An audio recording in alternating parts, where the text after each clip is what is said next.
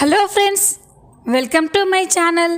అంజలి పైన దొంగ అని నింద వేసి అంజలిని ఇంట్లో నుండి బయటికి పంపించేయాలని చూసిన భవితకి దిమ్మ తిరిగే షాక్ ఇచ్చిన మనీష్. అసలు ఏం జరగబోతుంది తెలుసుకోవాలి అంటే ఈ వీడియోని ఎక్కడా స్కిప్ చేయకుండా చూసేయండి. ఇక వీడియోలోకి వెళ్ళినట్లయితే, రత్న ఎట్టి పరిస్థితుల్లో అంజలి నాతో పాటు ఇక్కడే ఉంటేనే నేను ఇక్కడుంటానని, లేకపోతే అంజలితో పాటు నేను కూడా వెళ్ళిపోతానని చెప్పడంతో గీత చేసేదేం లేక తనకి ఇష్టం లేకపోయినా అంజలిని ఇంట్లో ఉండడానికి ఒప్పుకుంటుంది. గీత అలా ఒప్పుకునేసరికే అంజలి, రత్న చాలా సంతోషపడతారు. గీత మాత్రం అంజలి పైన కోపంగానే ఉంటుంది. మరో పక్క భవిత, కృష్ణాజలు కూడా అంజలి ఇంటికి రావడాన్ని చూసి తట్టుకోలేకపోతారు. అంజలి తన తల్లి ఇంటికి వచ్చినందుకు చాలా మురిసిపోతూ సంబరపడిపోతూ ఉంటుంది. తన తల్లి ఉండే ఇంట్లో అడుగుపెట్టి అంజలి అయితే చాలా ఎమోషనల్ అయిపోతుంది. ఇంతలోనే రాత్రి అవుతుంది. రాత్రి కాగానే రత్న గదిలో ఉండగా అప్పుడే అంజలి రత్న దగ్గరికి వెళ్ళి, అమ్మమ్మ గారు, మీరు ట్యాబ్లెట్ వేసుకునే టైం అయింది అని అంజలి రత్నకి మెడిసిన్ ఇస్తూ ఉంటుంది. ఇక అప్పుడే రత్న అంజలితో, అంజలి ఇప్పుడు ఎలా ఉందమ్మా అని అడుగుతుంది.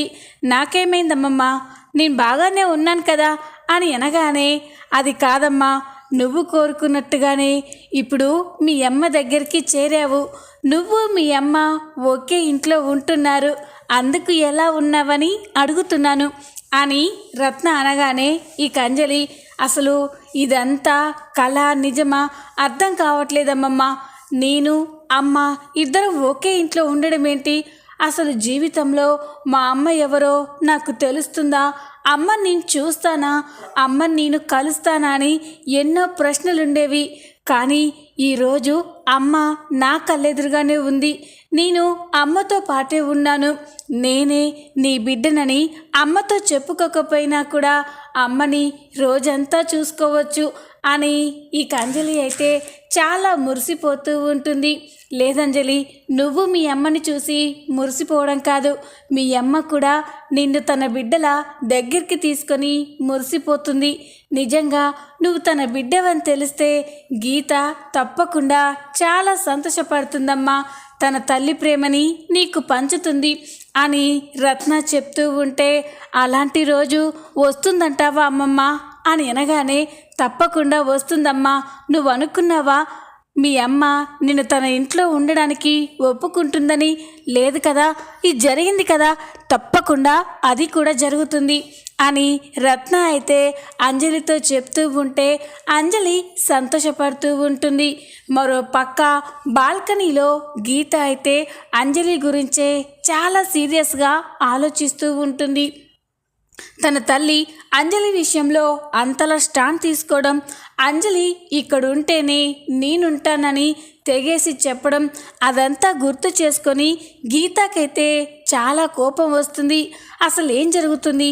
అసలు ఈ అంజలి ఎవరు? ఒక అనాథాశ్రమం నుండి వచ్చిన అనామకురాలు. అలాంటి అంజలికి మా నాన్న అంత ఇంపార్టెన్స్ ఇవ్వడం ఏంటి? నాన్న చనిపోయాక అమ్మ కూడా అంజలిని తన సొంత మనవరాల్లా అంత ప్రయారిటీ ఇవ్వడం ఏంటి? అసలు ఏం జరుగుతుందో అర్థం కావట్లేదు. అసలు అంజలికి మా అమ్మ నాన్నలకి ఏమైనా సంబంధం ఉందా అని గీత అయితే అంజలి గురించే కోపంగా ఆలోచిస్తూ ఉంటుంది. ఇంతలోనే అంజలికి కమల ఫోన్ చేస్తుంది. తన వదిన నుండి ఫోన్ రాగానే గీత ఫోన్ లిఫ్ట్ చేసి, చెప్పండి వదిన, ప్రయాణం ఎలా జరిగింది? మీరు చేరుకున్నారా అని అడుగుతుంది. మేం బాగానే ఉన్నాం గీత, అక్కడ నీ పరిస్థితి ఎలా ఉందో అనే ఫోన్ చేశాను అని అనగానే, దేనికొదినా అని అడుగుతుంది. చూడు గీత, నువ్వు చెప్పకపోయినా నేను అర్థం చేసుకోగలను. అత్తయ్య ఆ అంజలిని ఇంటికి తీసుకొచ్చింది కంట కదా అని అనగానే ఇక గీత షాక్ అయిపోతుంది. అవునొదినా, ఆ అంజలిని అమ్మ ఇంటికి తీసుకొచ్చింది. నేను ఎంత చెప్పినా వినకుండా అంజలి ఉంటేనే ఈ ఇంట్లో ఉంటానని అమ్మ ఖచ్చితంగా చెప్పడంతో చేసేదేం లేక ఆ అంజలి ఇక్కడ ఉండడానికి ఒప్పుకున్నాను అని అనగానే ఇక కమల, బాగుంది గీత, చాలా బాగుంది. అసలు ఆ అంజలి వల్ల నీకు ఎంత అవమానం జరిగిందో, ఎంత పరువు నష్టం జరిగిందో అంత మర్చిపోయావా? ఈరోజు మామయ్య గారు మన మధ్య లేకపోవడానికి కారణం ఆ అంజలియే. మామయ్య గారికి నీకు దూరం పెరగడానికి కారణం ఆ అంజలియే.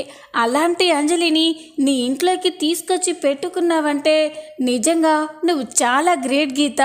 అదే నేనైతేనా ఆ అంజలి నీడ కూడా నా ఇంటి మీద పడేలా చేసేదాన్ని కాదు అని కమల అంటూ ఉంటే గీతకైతే ఇంకా కోపం వస్తుంది.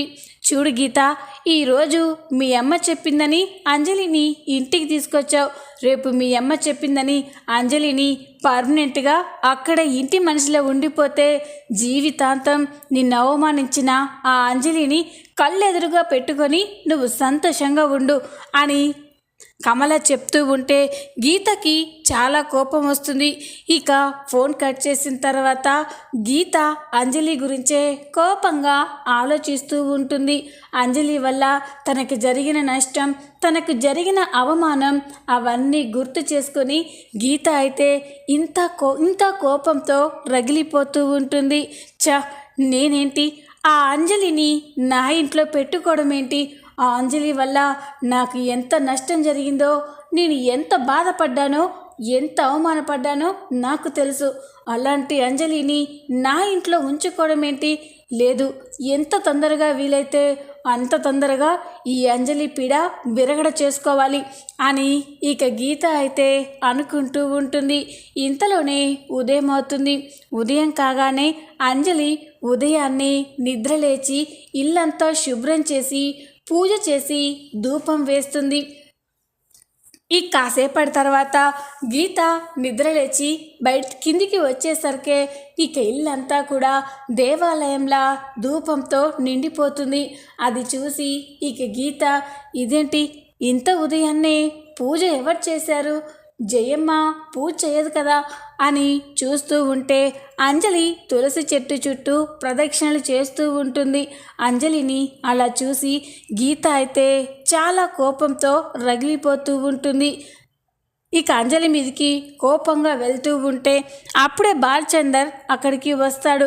ఏంటి గీత, ప్రశాంతంగా ఉదయాన్నే లేచి ఇల్లు శుభ్రం చేసి పూజ చేసుకుంటున్న అంజలిని ఇప్పుడు వెళ్ళి మళ్ళీ పూజ ఎందుకు చేశావు, ఇల్లు ఎందుకు శుభ్రం చేశావని అడుగుతావా అని అంటూ ఉంటే, అది కాదండి, నా ఇంట్లో పూజ చేయడానికి అదే వత్తి అని అంటూ ఉంటే గీతు, ఏంటి నువ్వేనా ఇలా ఆలోచించేది? మన పిల్లలు ఉదయాన్నే నిద్ర లేవకపోయినా, వాళ్ళు శుభ్రంగా ఉండకపోయినా నువ్వే వాళ్ళకి పనిష్మెంట్ ఇస్తావు. అలాంటిది ఒక ఆడపిల్ల ఉదయాన్నే లేచి నీట్గా ఇల్లు శుభ్రం చేసి దేవుడికి పూజ చేసుకుంటూ ఉంటే నువ్వు తనని ఇంకా అప్రిషియేట్ చేయాలి కానీ వెళ్ళి తనను తిడతానంటావేంటి? అసలు నేననుకుంటున్న గీతవేనా నువ్వు అని బాలచందర్ అంటూ ఉంటే ఇక గీత అయితే ఆలోచిస్తూ ఉంటుంది. కోపంగా అక్కడి నుండి వెళ్ళిపోతుంది. ఇంతలోనే అందరూ డైనింగ్ టేబుల్ దగ్గర టిఫిన్ కోసం అందరూ కిందికి వస్తారు. ఇక అందరూ టిఫిన్ చేయడానికి రెడీగా ఉండగా జయమ్మ అయితే టిఫిన్ వడ్డిస్తూ ఉంటుంది. అప్పుడే ఈ అంజలి తన తల్లికి ఇష్టమని పూరీలు చేస్తుంది. ఆ పూరీలను తింటూ గీత అయితే చాలా సంతోషపడుతుంది. వావ్ జయమ్మ, ఈరోజు టిఫిన్ ఏంటి ఇంత బాగుంది? స్పెషల్గా నాకు ఇష్టమైన పూరీ అయితే ఈరోజు ఇంకా ఇష్టంగా ఉంది. అసలు ఇలా ఎలా చేయగలిగావు జయమ్మ? ఇన్ని రోజుల నుండి నువ్వు పూరి చేస్తున్నావు, కానీ ఇంత టేస్టీగా ఎప్పుడు రాలేదు అని అనగానే ఈ అంజలి అయితే చాలా సంతోషపడుతూ ఉంటుంది.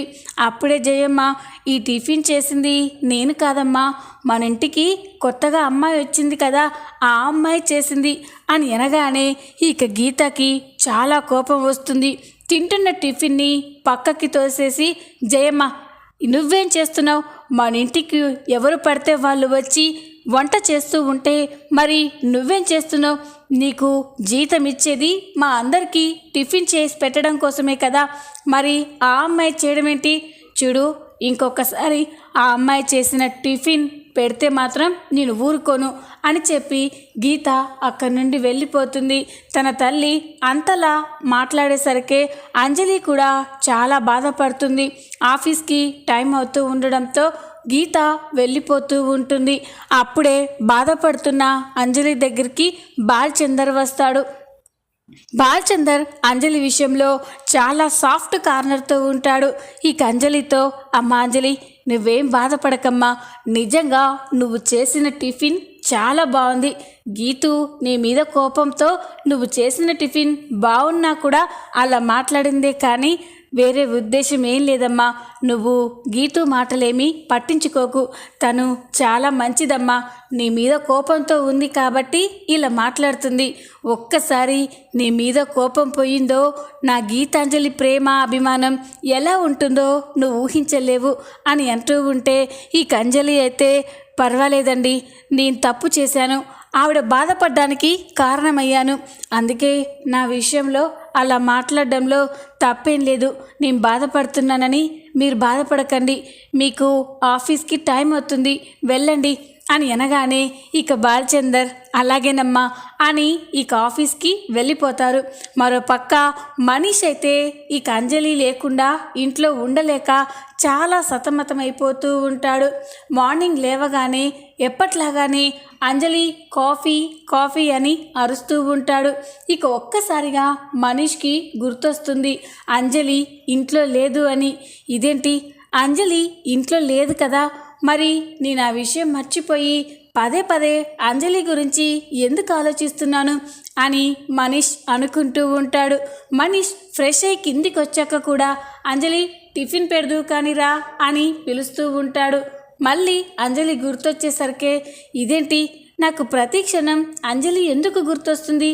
తను ఇక్కడ లేకపోయినా తను ఇక్కడే ఉందని, ఇంట్లోనే అటు ఇటు తిరుగుతుందని నాకెందుకు ఇలా అనిపిస్తుంది అని ఇక మనీష్ అయితే అనుకుంటూ ఉంటాడు. లేదు, అంజలిని చూడకుండా నేను ఉండలేనేమో అనిపిస్తుంది. మా ఆఫీస్కి వెళ్ళేటప్పుడు ఒకసారి నాన్నమ్మని అంజలిని చూసి వెళ్ళాలి అని మనీష్ అయితే అనుకుంటూ ఉంటాడు.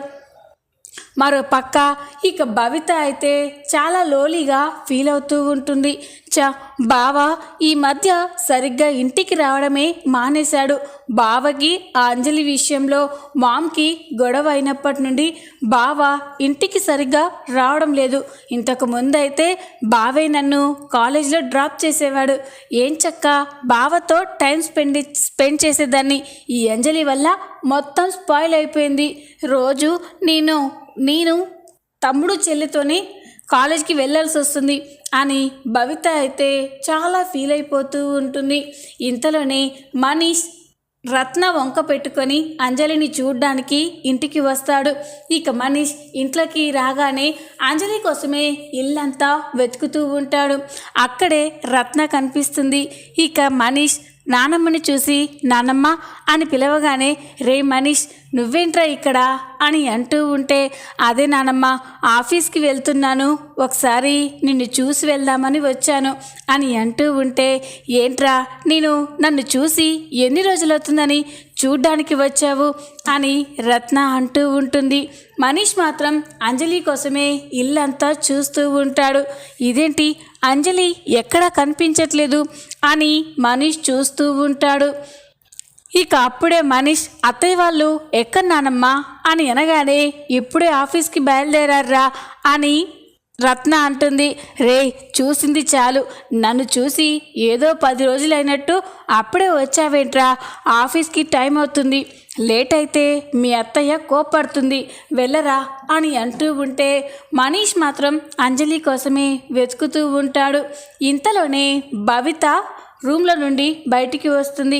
మనీష్ని చూసి బావా నా కోసమే వచ్చాడేమో అని చెప్పి బావా అని మనీష్ వైపుకి వస్తూ ఉంటుంది.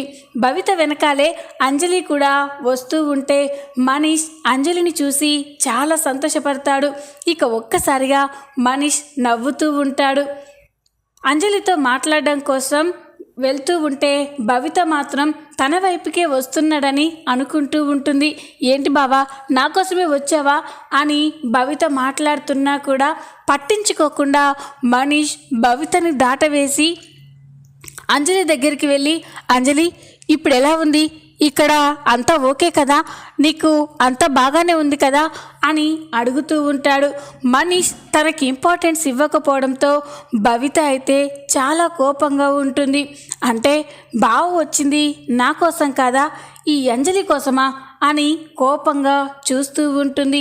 ఈ అంజలి కూడా మనీష్ని చూసి, ఏంటి నువ్వు ఇలా వచ్చావేంటి, నీకు ఆఫీస్ టైం అవుతుంది కదా అని అనగానే, అవుతుంది కానీ ఒకసారి నానమ్మని నిన్ను చూడ్డానికి అని అనగానే, ఏంటి అని అంటుంది. అదే అంజలి, నానమ్మని చూడ్డానికి వచ్చాను, అలాగే చూసి ఆఫీస్కి వెళ్ళొచ్చని ఇలా వచ్చాను అని అనగానే, అలాగా అని మనీష్ అంజలి ఇద్దరు కూడా చాలా సరదాగా మాట్లాడుకుంటూ ఉంటారు. అది చూసి భవిత అయితే అసూయపడుతుంది. ఇదేంటి బావా నాతో కాకుండా అదే సొంత మరదలైనట్టు దాంతో అంత చనువుగా ఉంటున్నాడేంటి అని అనుకుంటూ ఉంటుంది. లేదు, బావా ఎప్పటికీ నావాడే, బావతో అంత క్లోజ్గా నేనే ఉండాలి అని భవిత అనుకుంటుంది.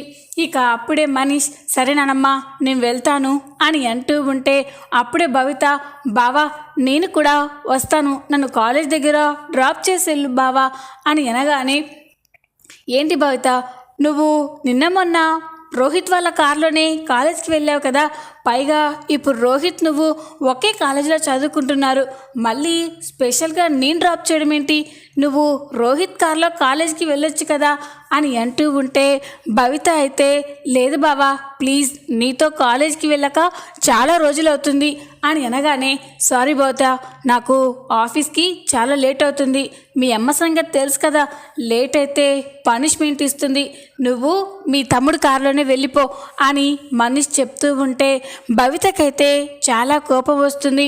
అప్పుడే ఇక అంజలి కూడా షాప్కి వెళ్తూ ఉంటే, అదేంటి అంజలి ఎక్కడికి అని అనగానే, అదే కొన్ని వస్తువులు తీసుకురావడానికి వెళ్తున్నాను అని అంటుంది. ఇక మనీష్, సరే పద నేను డ్రాప్ చేస్తాను అని మనీష్ అంజలిని తన కారులో తీసుకెళ్తూ ఉంటే అది చూసి భవిత అయితే తట్టుకోలేకపోతుంది. ఏంటి అంటే బావ నాకంటే ఆ అంజలితోనే ఎక్కువ క్లోజ్గా ఉంటున్నాడు, నాకంటే ఆ అంజలికే ఎక్కువ ఇంపార్టెన్స్ ఇస్తున్నాడు, చూస్తూ ఉంటే రోజు రోజుకి అంజలి బావకి దగ్గర అయ్యేలా ఉంది, అలా జరగకూడదు, ఈ అంజలి వల్ల ఎన్ని రోజులు మామే ఇబ్బంది పడుతుంది అనుకున్నాను, కానీ ఈ అంజలి వల్ల నాకు కూడా చాలా ప్రాబ్లం అయ్యేలా ఉంది, ఎలాగైనా ఈ అంజలిని వదిలించుకోవాలి అని భవిత అయితే ఆలోచిస్తూ ఉంటుంది. ఆ రోజు సాయంత్రమే బాల్చందర్ ఆఫీస్కి సంబంధించిన కొంత క్యాష్ తీసుకొచ్చి గీతు అని పిలవగానే, ఏంటండి అని అంటుంది. ఇదిగో గీతు, మనం ప్రాజెక్ట్ ఓకే చేసే విషయంలో రేపు అమౌంట్ కట్టాలి కదా, బ్యాంక్ నుండి డబ్బు డ్రా చేసి తీసుకొచ్చాను, ఇందులో 15 lakhs ఉన్నాయి, ఇవి జాగ్రత్తగా దాచిపెట్టు, రేపు మనం వెళ్ళేటప్పుడు తీసుకెళ్ళాలి అని అనగానే, అలాగేనండి అని గీత ఆ డబ్బులు తీసుకెళ్ళి కబోర్డ్లో దాచిపెడుతుంది. అది చూసిన భవితకి ఒక ఆలోచన వస్తుంది. ఎస్, అంజలిని బయటికి పంపించడానికి ఇదే సరైన సమయం అని భవిత అయితే ప్లాన్ చేస్తూ ఉంటుంది. ఇక రాత్రి కాగానే ఎవ్వరూ చూడని సమయంలో గీత కబోర్డ్లో ఉన్న 15 లక్షల క్యాష్ తీసి అంజలి గదిలో ఉన్న తన బ్యాగ్లో పెట్టేస్తుంది. ఏమీ తెలియనట్లే అక్కడ నుండి వెళ్ళిపోతుంది. ఇంతలోనే ఉదయం అవుతుంది. ఉదయం కాగానే ఆఫీస్ టైం అవ్వడంతో బాల్చందర్ గీత ఆఫీస్కి వెళ్ళడానికి రెడీ అవుతారు. ఇక బాల్చందర్, గీత నిన్న నీకు అమౌంట్ ఇచ్చాను కదా, ఆ అమౌంట్ తీసుకునిరా, మనం వాళ్ళకి ఇచ్చేయాలి అని అనగానే అలాగేనండి అని గీత అయితే తను పెట్టిన చోట డబ్బు కోసం వెతుకుతూ ఉంటుంది. కానీ తను పెట్టిన చోట డబ్బు లేకపోవడంతో గీత ఒక్కసారిగా షాక్ అయిపోతుంది. ఏమండి, ఇంట్లో డబ్బు కనిపించట్లేదు అని అనగానే అదేంటి గీత, డబ్బు లేకపోవడం ఏంటి, రాత్రే కదా నీకు ఇచ్చాను అని అంటాడు. అదే నాకు అర్థం కావట్లేదండి, నీ కబోర్డ్లోనే పెట్టాను కానీ డబ్బు ఇప్పుడు లేదు అని అనగానే ఇక భవిత అయితే నవ్వుకుంటూ ఉంటుంది. ఇక అప్పుడే రత్న, అదేంటమ్మా డబ్బు కనిపించకపోవడం ఏంటి, ఇంట్లో పరాయి వాళ్ళం ఎవరం ఉన్నాం డబ్బు తీయడానికి, సరిగ్గా చూడమ్మా అని అనగానే గదంతా వెతికానమ్మా కానీ ఎక్కడా కనిపించలేదు అని గీత అంటుంది. అప్పుడే భవిత, అమ్మా అయినా ఈ మధ్య మన ఇంటికి కొత్త పని మనుషులు చేరారు కదా, వాళ్ళకి ఎంత డబ్బు చూసేసరికి కళ్ళు కుట్టాయేమో, ఆ డబ్బు సొంతం చేసుకోవాలని ఎవరైనా దొంగతనం చేశారేమో అని అనగానే అందరూ షాక్ అయిపోతారు. ఇక రత్న, భవిత ఏం మాట్లాడుతున్నావు నువ్వు ఇండైరెక్ట్గా అంజలిని అనుమానిస్తున్నావా, తను అలాంటి పిల్ల కాదు, చాలా నిజాయితీ కళ్ళ పిల్ల అని అంటూ ఉంటే అందరూ పైకి అలాగే కనిపిస్తారమ్మమ్మ, అసలు నిజం బయటపడితేనే కదా ఎవరేంటో తెలిసేది అని అనగానే ఈ అంజలి, ఏంటండి ఏం మాట్లాడుతున్నారు మీరు, నేను దొంగతనం చేయడం ఏంటి అని అంటూ ఉంటే ఇక భవిత, ఏమో ఆ డబ్బు నువ్వే తీసావేమో, ఒకసారి నీ లగేజ్ చెక్ చేస్తే తెలుస్తుంది కదా అని అంటూ ఉంటే ఈ అంజలి, చూడండి నా బ్యాగ్ చూసుకోండి, ఇందులో మీకు డబ్బు దొరికితే నేను ఏం చేయడానికైనా సిద్ధమే అని అంటూ ఉంటే ఇక భవిత అయితే ఆ బ్యాగ్ని చెక్ చేస్తుంది. అందులో తను పెట్టిన డబ్బు చూసి భవిత మనసులో నవ్వుకుంటుంది. ఇక ఆ డబ్బుని బయటికి తీసి, ఇదిగో మామ్ చూడమమ్మా, నువ్వు ఎంతో నిజాయితీ అని చెప్పుకున్న అంజలి బ్యాగ్లోనే ఈ 15 లక్షల క్యాష్ దొరికింది, ఇప్పటికైనా ఒప్పుకుంటావా ఈ అంజలి దొంగ అని మంచితనం ముసుగులో ఇలా ముసుగు వేసుకొని అందరి ముందు నాటకాలు ఆడుతుంది, టైం దొరికినప్పుడు ఇలా డబ్బు దొంగతనం చేస్తుంది అని అనగానే అంజలి రత్న ఒక్కసారిగా షాక్ అయిపోతారు. ఇక అంజలి, లేదండి నాకేం తెలీదు, నాకే పాపం తెలీదు, ఆ డబ్బు నా బ్యాగ్లోకి ఎలా వచ్చిందో అస్సలు తెలీదు అని అంటున్నా కూడా ఏంటి కబుర్లు చెప్తున్నావా, ఆ డబ్బు నీ బ్యాగ్లోకి నువ్వు పెట్టకపోతే దానంతట అదే నడిచొచ్చి నీ బ్యాగ్లో ఉందా, లేకపోతే ఎవరైనా నీ బ్యాగ్లో పెట్టారా అని గీత అంటూ ఉంటే అందరూ షాక్ అయిపోయి చూస్తూ ఉంటారు. ఇక భవిత, చూడు ఇలాంటి దొంగ మన ఇంట్లో ఉండడానికి వీల్లేదమ్మా, వెంటనే దీన్ని బయటికి గెంటేద్దాం అని అంజలి చెయ్యి పట్టుకొని లాక్కొని ఈడ్చుకొస్తూ ఉంటే అప్పుడే మనీష్ ఎదురుగా వస్తాడు. భవిత అంజలిని లాక్కొస్తుండడం చూసి మనీష్ ఒక్కసారిగా షాక్ అయిపోతాడు. భవిత, ఏంటిది, అంజలిని ఎందుకు అలా చేస్తున్నావు అని అంటూ ఉంటే, బావా ఈ అంజలి మామూలుది కాదు, ఇంట్లో డబ్బు దొంగతనం చేసి ఏమీ తెలియనట్టు నటిస్తుంది అని అనగానే ఇక మనీష్ షాక్ అయిపోతాడు. భవిత, ఏం మాట్లాడుతున్నావు నువ్వు, అంజలి దొంగతనం చేయడం ఏంటి, నో తను అలా చేయదు, తన గురించి నాకు బాగా తెలుసు అని మనీష్ అంటూ ఉంటాడు. బావా రెడ్ హ్యాండెడ్గా పట్టుకున్నాను తను అని అనగానే ఇక అంజలి, లేదండి నాకే పాపం తెలీదు అని ఏడుస్తూ ఉంటుంది. ఇక అప్పుడే గీత కూడా, రే ఆ అంజలి దొరికిపోయిందిరా, నేను దాన్ని నమ్మొద్దని చెప్తే విన్నారా, ఇప్పుడు చూడండి అని అంటూ ఉంటే, లేదత్తయ్య అంజలి చాలా నిజాయితీ పర్రాలు అన్నట్టు అసలు ఏం జరిగింది అని అనగానే జరిగిన విషయం మొత్తం కూడా చెప్తూ ఉంటారు. ఇక అప్పుడే మనీష్కి ఒక విషయం గుర్తుకొస్తుంది.